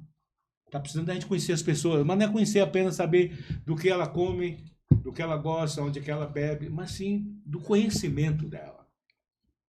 Eu mesmo sou uma pessoa que aposto em jovens, porque eu acredito muito no jovem, porque ele está menos cansado. Sim. E ele tem mais facilidade de aprender mais rápido do que o velho. Não que o velho esteja em desuso, pelo contrário. Velho é sabedoria. Seria bom se o jovem tivesse a experiência do velho. Né? Exatamente. Não pode jogar o velho fora, tem que abraçar o velho, tem que trazer o velho para o lado. Mas eu acredito muito no jovem, gosto muito de trabalhar com o jovem, lidar com o jovem. Desde que ele mostre para mim que ele tem potencial, que ele tem que ele sabe o que quer. Mas Feitosa, eu sou muito otimista. Então, você que está nos vendo, nos ouvindo, ainda há tempo. Né? Eu acho que a sociedade está amadurecendo. Nós somos novos, temos 500 e poucos anos, né? Para sociedades aí de eu tenho 50 anos, e pouco. Eu tenho 10 mil anos. Então, nós estamos ainda caminhando e aprendendo a lidar com a democracia, com as eleições. A vontade popular, ela é importantíssima, né? Na verdade, o grande patrão está na Constituição, é o povo. O poder emana do povo e por ele é exercido e que vai eleger seus representantes. A grande questão é o processo eleitoral, enfim, que é um processo complexo, né, onde os candidatos, eles no afã de conseguir uma vitória, vão utilizar, às vezes, expedientes nada republicanos. E, por outro lado, o eleitor, né, aquela pessoa que está lá o tempo inteiro, sofrendo, com buraco, com esgoto, com fome, na pobreza, na miséria, essa pessoa também percebe que no momento eleitoral o candidato ele se torna mais acessível, né? Com a cesta básica, um dinheirinho para comprar o picolé, para comprar o gás, leva um presentinho para a senhora, a velhinha que está lá, enfim. E, infelizmente, eu acho que existe ainda essa, eu não digo nem conluio, porque é um termo muito forte, mas essa troca de responsabilidades. Porque o eleitor também é responsável por esse processo, né? Se eu vendo o meu voto, eu tenho a consciência de que, ao vender o meu voto para o candidato Y, eu estou contribuindo para o atraso do município. Não é verdade? Sim. Pronto. Ah, mas ninguém faz nada. Então é muito melhor ganhar R$100 agora. Amanhã eu vou usar, vou na feira, vou tomar cachaça, vou comprar droga, seja lá o que for, do que votar sem ganhar nada. Porque ele é igual aos outros. Não vai fazer nada. Essa lógica, que é uma lógica concreta, né? Ela se dá em virtude de não termos mecanismos para evitar o chamado estelionato eleitoral. Sim. O que é que eu estou pensando? Assim, existe uma figura jurídica nos Estados Unidos chamada recal, em alguns estados, né? Onde você vota no cara que defende o meio ambiente, ou defende a igualdade entre todas as pessoas, ou defende a criança. Tá? E esse cara se elege. Só que esse cara, quando chega no parlamento, ele vai ser totalmente contrário àquilo que ele pregou durante a campanha. Ele está perdido, mestre. Ele vai sofrer um impeachment feito pela população. Aí, o que é que eu estou pensando? Como é que a sociedade vai ter esse controle? Né? O cara votou com discurso, com promessas, com oferendas e se elege. A partir dali, a sociedade está fora. O mandato é dele. Nem do partido é. Ele pagou pelo voto. Pagou pelo voto. Pagou pelo voto. De que forma aquela pessoa que vai votar com consciência, porque existe ainda, é um percentual pequeno, mas existe. Eu vou votar porque você defende isso, muito bem. Mas chega lá o cara desanda. Como é que eu vou me sentir protegido com relação a isso? Né? De que forma? O direito diz o seguinte, que você não pode construir, não pode não, você não deve construir, não tem nenhuma obrigação de construir prova contra você. Certo? Sim. Pronto. Mas acontece quando eu faço uma declaração pública e registro em cartório e digo que as minhas bandeiras como candidato, pré-candidato, seja lá o que for, são essas, com relação ao empresariado. Defendo isso. Com relação à geração de emprego, isso. Com relação ao saneamento básico, com relação ao meio ambiente. Pronto. Eu coloquei essas bandeiras nessa escritura pública. E você tem acesso a essa escritura pública que é pública. Né? Você pode pegar uma cópia. E aí, de posse dessa escritura pública, meu amigo, você pode criar um problema para esse cidadão. Você vai provar que tudo aquilo que ele escreveu não é em panfleto. Ele registrou um documento público, uma escritura pública. Então, você vai fazer uma denúncia no Ministério Público Eleitoral. A partir daí começa um processo. Entendeu? E isso pode se tornar uma jurisprudência se isso for para a justiça. É porque os candidatos não fazem isso. Né? Os pré-candidatos. Os candidatos, quando passa a convenção, o cara não faz isso. Mas, se eu for à convenção, se eu for pré-candidato, se eu for candidato, eu vou fazer isso. Porque eu acho que a gente precisa dar uma resposta à sociedade, mestre. E eu vou convidar a todos os candidatos a vereador a fazerem isso. Fazer uma escritura pública do seu comprometimento com a sociedade. E que o cidadão tenha acesso, ele publique aquela escritura nas redes sociais, e as pessoas tenham acesso para cobrar depois. É o mínimo que se pode fazer, meu amigo. Porque senão isso é estelionato. Entendeu? Eu estou criando uma fantasia. O cabra lá encarna uma candidatura, ele cria uma fantasia de que ele vai e tem um compromisso com isso.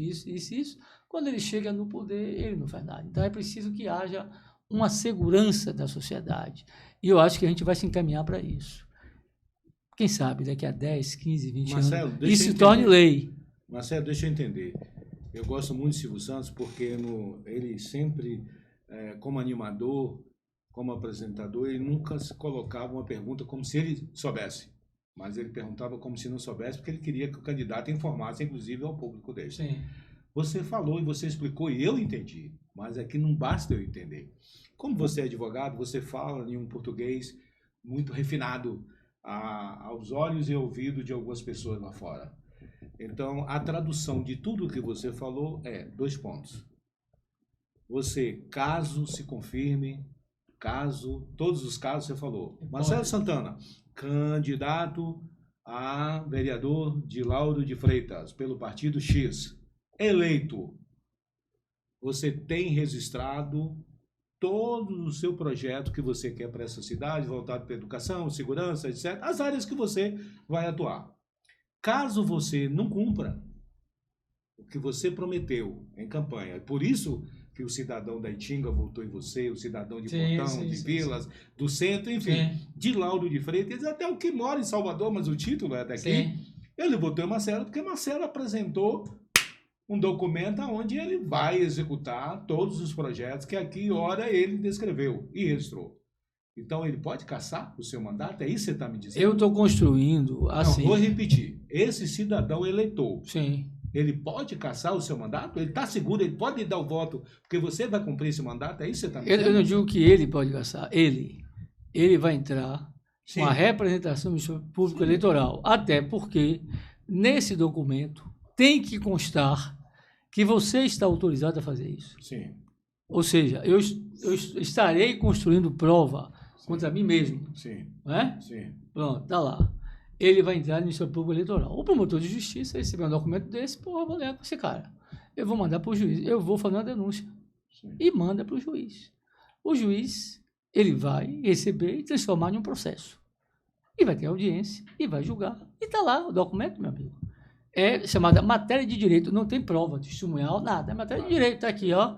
2 mais 2 são 4. Executa. Então, está lá que o cidadão que eu autorizei nesse documento público, que você, cidadão, pudesse pegar aquele documento e ingressar com a representação eleitoral contra mim.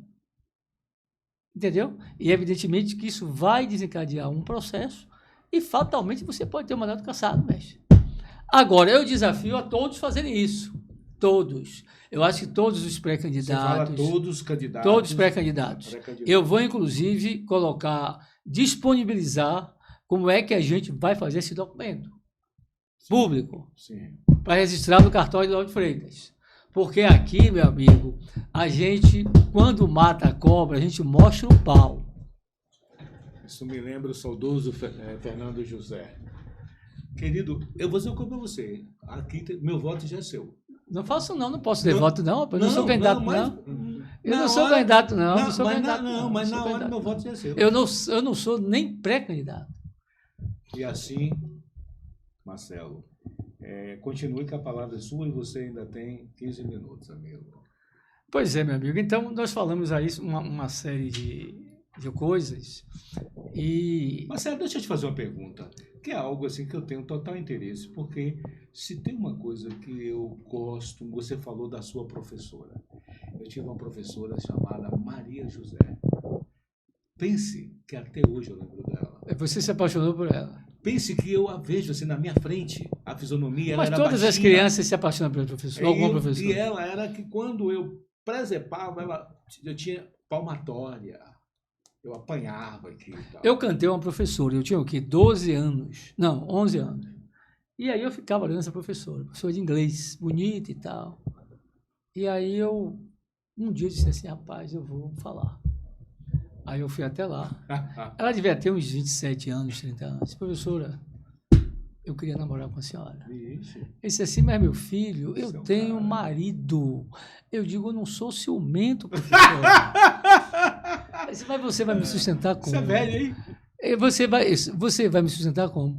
Eu vou trabalhar, eu vou ser professor como a senhora. Disse, mas a gente vai morrer de fome. Vai morrer de fome. Mas, mestre, é o seguinte... Eu dizer para você o seguinte, que eu ainda lembro da minha professora e digo para você que para mim, assim, se existe uma classe trabalhadora que eu tenho um grande respeito, um É grande tudo, né? carinho. Todo mundo passou pela professora. Eu não posso acreditar que Dr. José é um bom médico se ele não teve um bom professor. Sim, sim, sim. Eu não posso acreditar que Dr. Manuel é um bom engenheiro se ele não teve um bom professor. Então, tudo por trás de qualquer sábio existe um professor. Alguém ensinou isso para essa pessoa. A gente não nasce sabendo. A gente aprende a engatear, aprende a dizer papai e mamãe, tem sempre alguém ensinando. E essa classe, essa categoria, amigo, ela é simplesmente abandonada. Ou ela está simplesmente abandonada. E Lauro de Freitas não é diferente do resto do país. Claro que a gente tem casos aí. Eu conheço uma cidade chamada Brusque, eu cito sempre essa cidade porque eu sou apaixonado por essa cidade, né? Dentro da minha fala, vou falar rapidinho aqui, que é o seguinte: eu cheguei nessa cidade, passei uma semana. Às 9h30 da manhã não tinha um pé de pessoa na rua. Eu ficava assim, não via passar um transporte coletivo. Eu digo, que diabo acontece nessa cidade? Não via um menino. Final de semana a cidade lotava. Não via um carro velho, a não ser carro de colecionador no dia de domingo. Aí eu fui pesquisar para ver. É uma cidade que nenhuma criança fica fora da escola. Os professores são extremamente valorizados, ganham bem, são qualificados, requalificados, valorizados. É uma cidade que tem 3 viaturas com mais de 250 mil habitantes. 3 viaturas apenas de polícia. Não tem confusão. O presídio, fizeram um presídio supipa, mas que raramente, quando está preso lá, é um bêbado e tal, que as pessoas... Bar, como tem aqui na Bahia, Caranguejo de Vilas, Caranguejo Sergipe, essas grandes casas de grande movimento noturno, às 22 horas tem que fechar. E 22 horas elas fecham. Mas ali tem uma forte presença europeia, né? É o sul do país. É um outro Brasil. São vários Brasis. Mas aquilo pode acontecer em qualquer lugar, amigo. Aquilo é gestão, aquilo é vereador, é lei, é cumprimento de lei. Você está entendendo? Lá você tem indústria. A própria Intelbras, que hoje é a nossa parceira aqui, a fábrica é lá. Eu passei 2 vezes na porta da fábrica. É muito organizado. A cidade tem um poder econômico muito forte. Você vai estudar a área técnica, você já naquela época, 2009, você já ganhava R$700. Você saía do emprego ganhando R$1.900. Salário mínimo lá não serve para nada. Não é usado dentro do município. Eu pergunto só lá, porque isso não. Aquilo é possível em qualquer lugar, doutor Marcelo. Aquilo é possível em Lauro de Freitas, em Irecê, mas as bases da sociedade foram outras, né? Nós tivemos um problema sério em nosso país, que foi a escravidão. Entendo. E a forma como se deu a abolição da escravatura também foi terrível, né?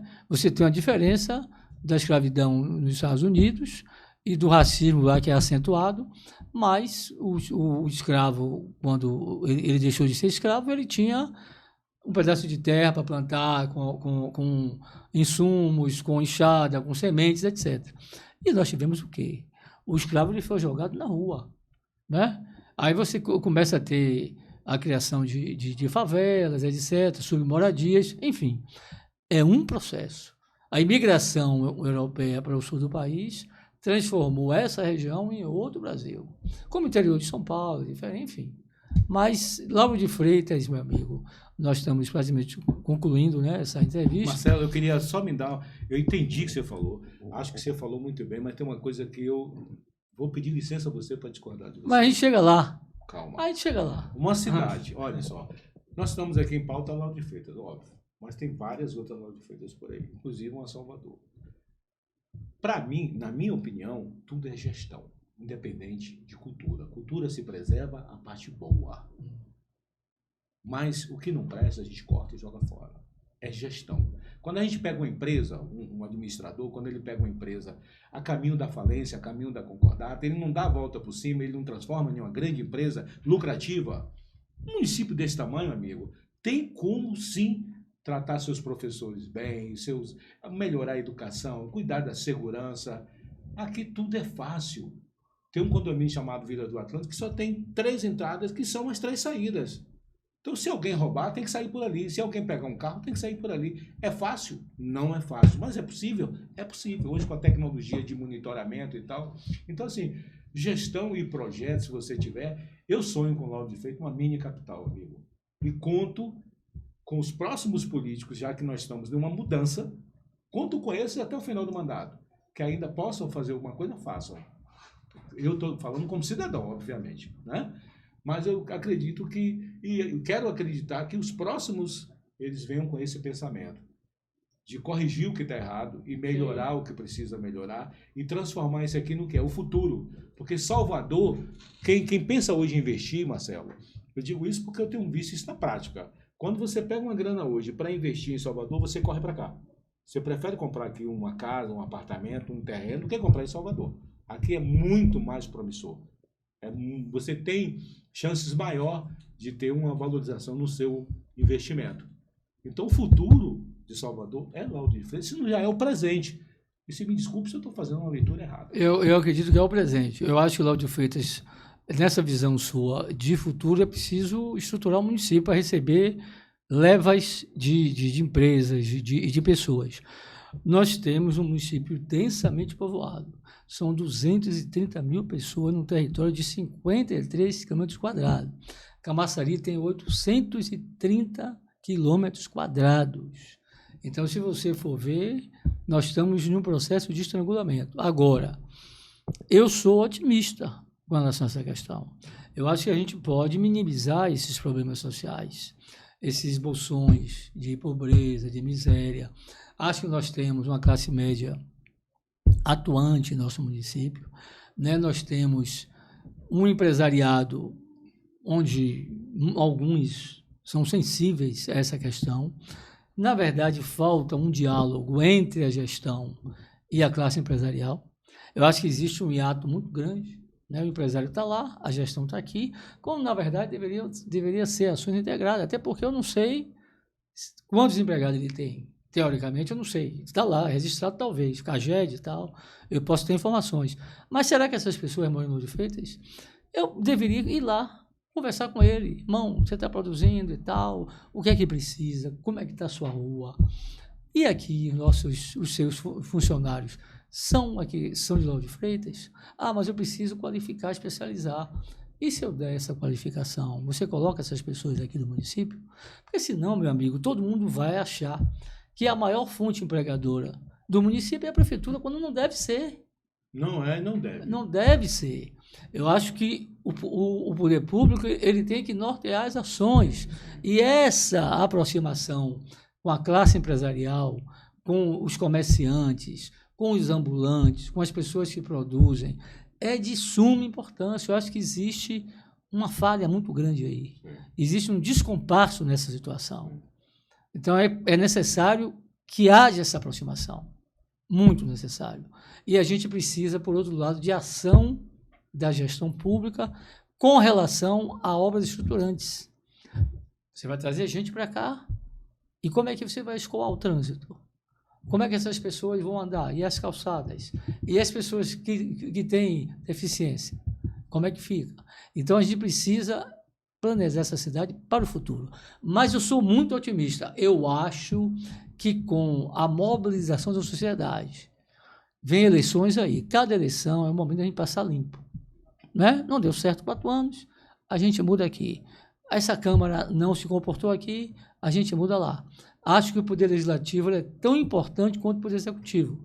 E é necessário que as pessoas façam uma reflexão. Você falou ainda há pouco aqui de pessoas que moram aqui e não votam aqui. Sim. E nós fazemos um apelo. Você que mora em Lauro de Freitas e você vota em Salvador, vote aqui em Lauro de Freitas. Sim. Até o dia 8 de maio, você pode fazer a sua transferência. É simples, pela internet você faz.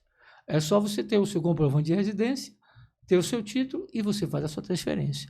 Online. Eu acho que quanto maior for o índice de eleitores que tenham uma visão, um comprometimento com o nosso município, é importante esse eleitor vir votar aqui.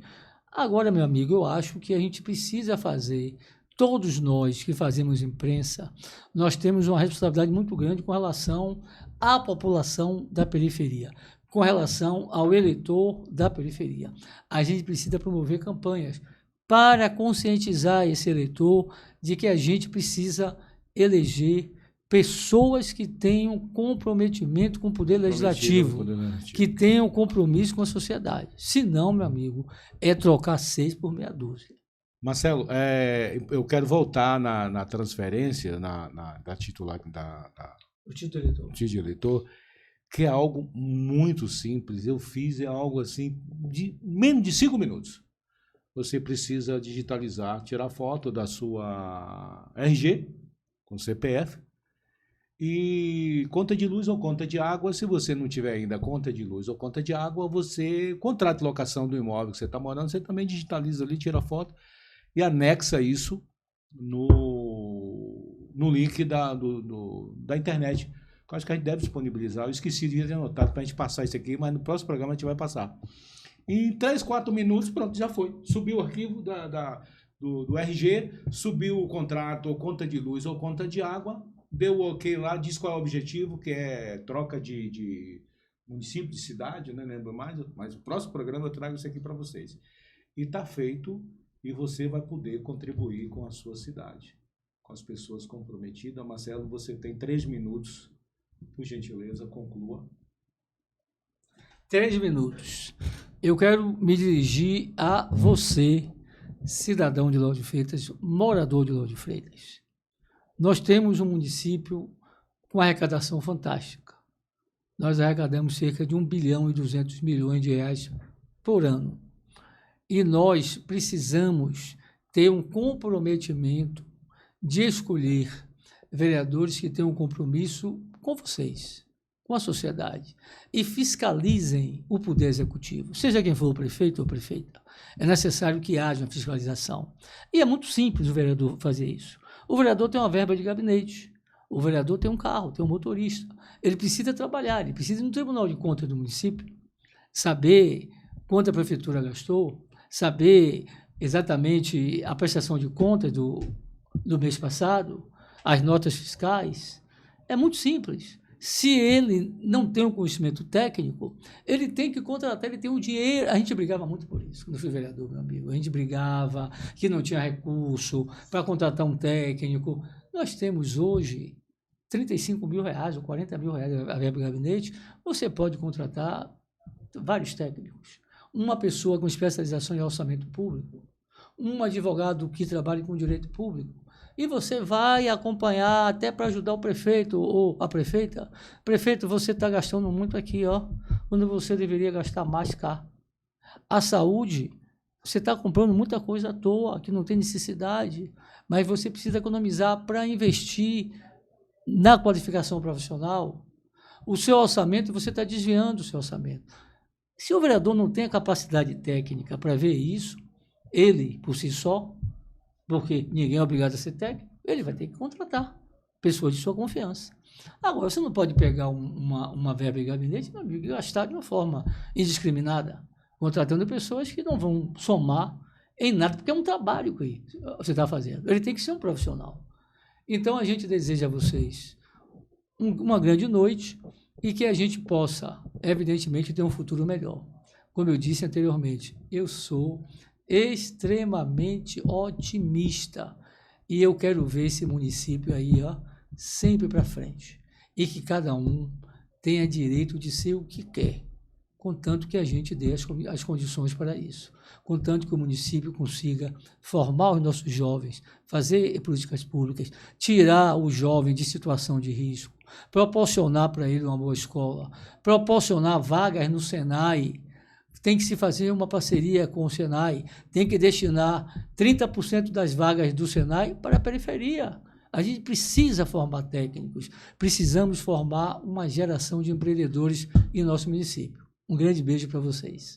Pô, bateu 1 minuto certinho, Marcelo. Rápido. Ah, Maria, o cara... Marcelo, no meu 1 minuto, para encerrar, você estava falando assim, e por que não penso em botar um painel eletrônico? O governo não bota um painel ali na arrecadação do imposto, mostrando um painel, porque nem todo mundo vai ter condições de ir lá, querer saber, bababá, bababá, bababá. Bota um painel nos bairros mostrando quanto gastou no mês, em que investiu e tal. Prestar conta à população, aonde a população Sim. está. Porque o poder precisa sair da caixinha. Sim. Tem que ir até na população. Que a população não vai votar, não vai até um lugar para votar para eles. Sim. Boa ideia, Então eles boa vão ideia, lá prestar boa conta. ideia, boa ideia, boa ideia. E assim ficou a minha sugestão. Pessoal, muito obrigado. Estamos encerrando aqui mais um bloco, o segundo programa da série, tá? Do Lauro de Freitas Cast, no bloco Quem Sou Eu? Um abraço, obrigado, um abração. Fica com Deus.